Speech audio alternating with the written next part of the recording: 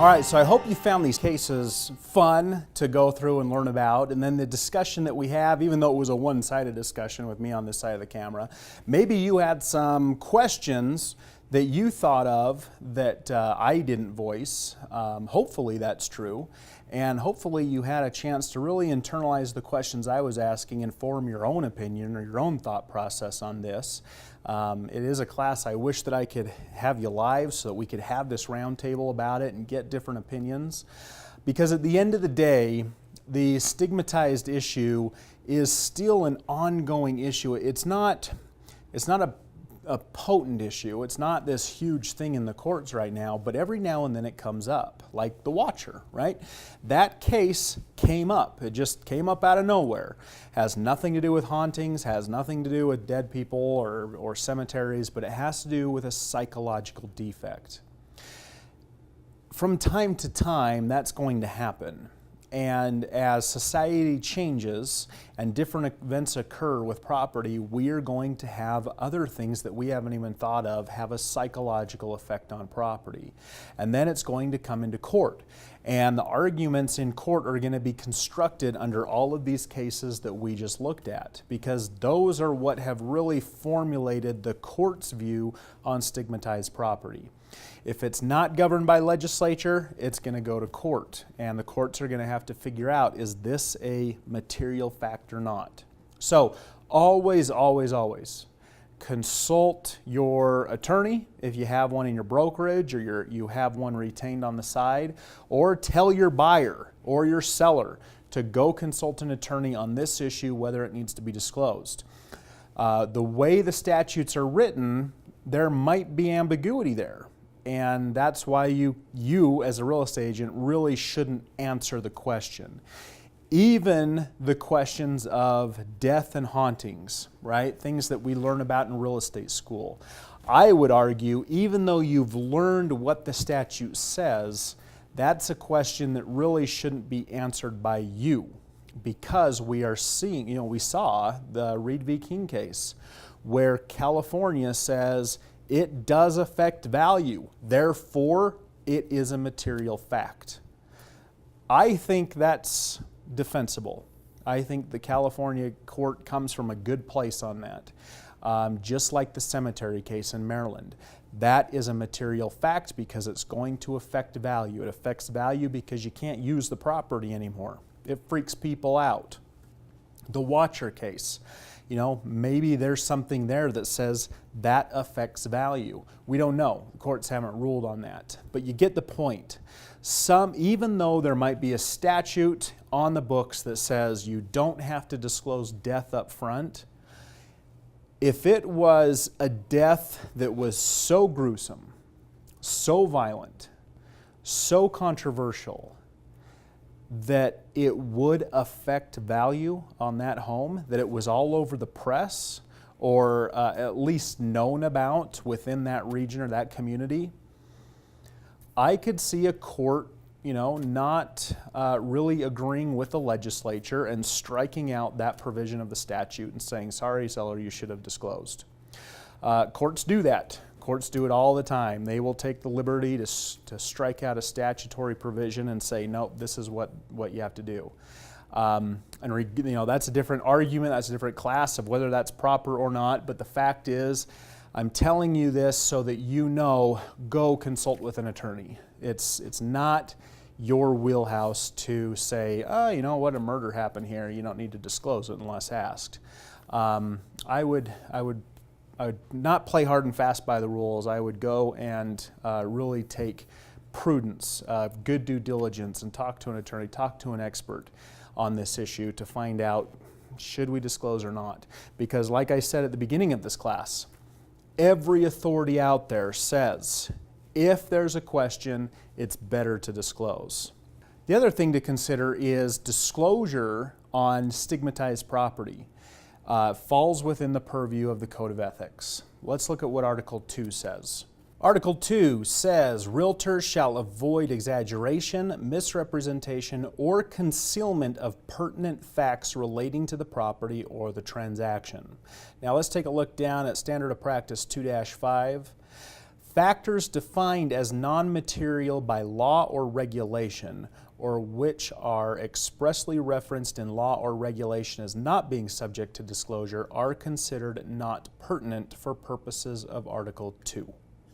So what we're seeing with the Code of Ethics is if state law requires you to disclose the stigmatized issue, like California, it's been, a death happened within 3 years, you didn't disclose it, not only are you going to get in trouble with the law, but also now you're running afoul of the Code of Ethics and you're going to have a grievance filed against you. So, be aware that we also have to disclose those stigmatized issues under state law as a matter of the Code of Ethics. If state law says this is not a material issue or you don't need to disclose the cemetery on the property, then you're not going to run afoul of the Code of Ethics if you don't. So just know that the Code of Ethics goes hand in hand with the law as a matter of what it considers is material and has to be disclosed. Let me remind you just as a recap. Estimated time to sell a stigmatized property is going to be 45% longer than a non-stigmatized property. Values are going to drop by a minimum of 3%. And also, a University of Technology Sydney study found home prices in Sydney, Australia decrease 4.4% for a year if they're located within 0.2 miles of a stigmatized property. So now we're starting to see some data come in where a stigmatized property affects the neighborhood values, not just the home values. So that opens the door to a whole other set of questions. If I am a neighbor of a stigmatized property, do I have to disclose to my home buyer that the house next door or down the street had a murder-suicide in it, or is haunted, or has a cemetery on it, or whatever the issue might be? Do I now have to disclose that? Because according to this study, it affects my home value, being a neighbor. And if we look at our case law and we see the myriad of court opinions that say a material issue is one that affects home value. Well, this affects home value. So as a neighbor, do I have to disclose about the stigmatized property down the street? That is a really great question that now affects a lot of homeowners. But one might say, well, this is Sydney, Australia. Well, that might be true, but human nature is human nature, especially Australia to the US, where it's not a matter of economy, it's a matter of psychology, right? We're not talking about Asia, where the post-death beliefs and the culture about hauntings and all of that are dramatically different than Western society. We're talking about one that is relatively very much like the United States. So Finder.com took the Australia study and projected it to the United States housing market. And Founder.com found that our housing market in the United States loses $2.3 billion each year because of homicides. So, in other words, the homicides that happen in the United States homes end up permeating in the neighborhood, and we are losing $2.3 billion in home values every year because of that trickle effect within the community, within the area, that 0.2 mile radius. Kind of interesting, isn't it?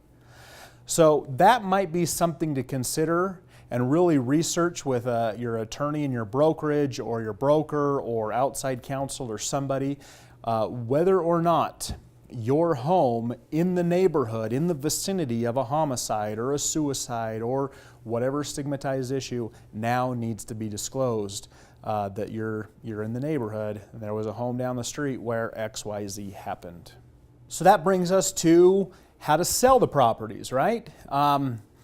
There's not a lot here other than just some basic parameters, some kind of guidance helps that will really help you in decreasing that time that it takes to sell a stigmatized property and also recapturing as much value as possible. So some things to really think about are to clean thoroughly, right? No matter what the crime was that happened in the house or what the issue was, make sure that it is all cleaned up, spotless.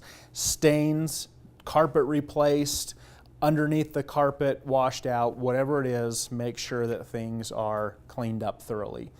Number 2, be honest. We're talking fraud if you don't disclose facts that the buyer is inquiring about. Or if your state law requires you to disclose, you got to disclose that, right? So be honest, don't conceal, don't exaggerate, don't minimize, just be accurate and honest with what you know about the property. Number 3, understand the home value considerations. You know, the ones that I just told you about, these studies that have been done that show the time it takes and the drop in value. Understand that that is the reality. So be honest with your seller.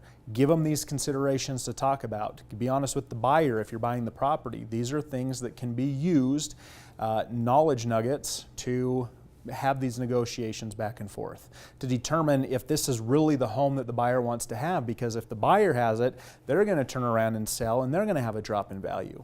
So understand how a stigmatized property is affected economically.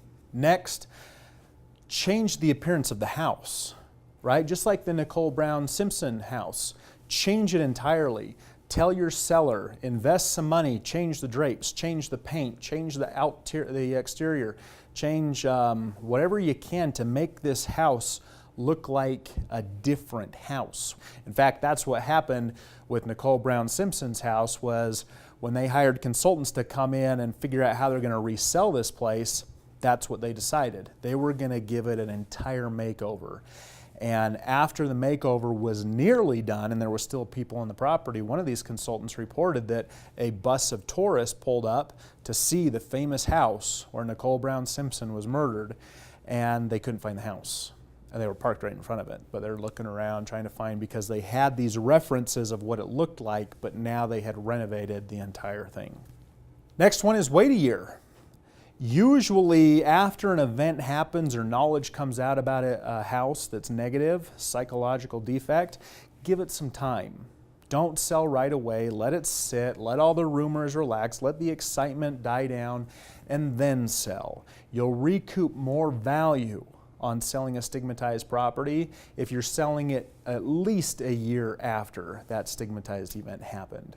So time is your friend, even though it's not a friend to earn a commission right away, right? It's not going to help your pocketbook to wait, but it will help in the long run to get as much value out of the house as possible. And last, remember, perception is everything.